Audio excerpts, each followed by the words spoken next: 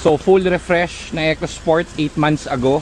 Oh, 'di ba? Parang baby yung mga problema ngayon ng iba na segundo lang at oras binabalik yung kotse, walang balikan. Ito, every time na may bumibili sa amin, welcome ibalik. Kasi bakit? Sure kami dun sa binibenta namin ng product eh. 8 months ago ito, naalala ko to. Lahat ng kwento ng nakabili dito alam ko. Kabisado ko. Bakit? Lahat ng parts yan alam namin. So 8 months ago ito guys, nirefresh namin to. Malupit ang kwento nito.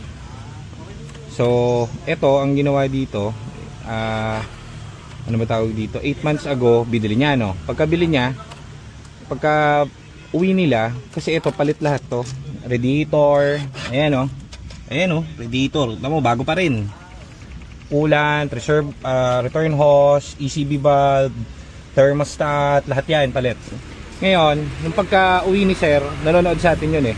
Ang temp niya is tumaas, naging 108. Pinabalik ko sila, kinuha ko yung unit, tapos in-overhaul namin. Kasi ang next na doon sa mga napalitan, kapag yan tumataas pa rin ng temp, eh overhaul mo na. So in-overhaul namin, wala kang makikitang kahit anong tagas dyan ng langis. Eto, natuluan lang to pero wala yung tagas. Ayan.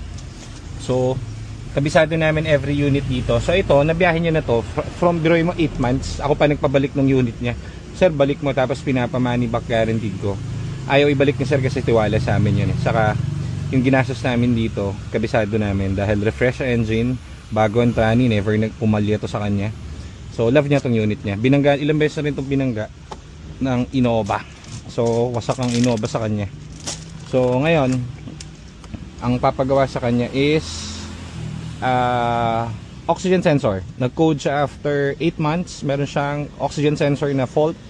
Papalitan natin yung fault niya na oxygen sensor. Magkano lang ang oxygen sensor? So yung pa lang ang nagagastos ni sir dito sa 8 months ago na binili niya na kotse. Oxygen sensor. O manap ka ng ganon na magbebenta sa'yo na kabisado yung buong kotse. Kabisado lahat dun sa kotse. Alam gawin yung kotse. O, doon ko bumili. Okay? Gang, gang. Okay. Nakapila na to, no? Sir, kayo yung dati, di ba yung pagka-release, yung parang tumataas yung temp? Si sir ba yun? Oo, yung una, Sir Francis. So, binalik natin dito. Tapos, ito yung naalala ko yung kay Kuwing. Pina-overhaul niya lahat. Overhaul lahat, everything. So, palit lahat, radiator. Kaya ngayon, sobrang swabe. Kaya kita mo, baler, La Union, saan na nakarating. Yung lang, check lang natin yung lamig. Very basic. Oo. Pero kita nyo, laki pala yung nagastos dati. No? Si Sir Francis pala yun, naalala ko. Yung pala yung sinasabi ni Kuya. Oo. Kasi buo yan eh. Kaya nga, niyo nga doon, kapag ganyan, di ba, yung mga ganun. So, hindi niya naisipin yun, kami nang bahala. Basta galing sa amin yung unit. Kaya kahit solid na yung pera kayo. Tsaka, layo na nang narating eh, no? Pinapasoli na. Dami na pinalitan mo. At least yan. Siyempre, Saka di masabi sir kung kailan magkakaroon ulit ng Red Bull. This yan, saan na nakarating, di ba? All goods. Saan na kayo sir, medyo ang daming tao kasi. Mga pahabol bago magundas.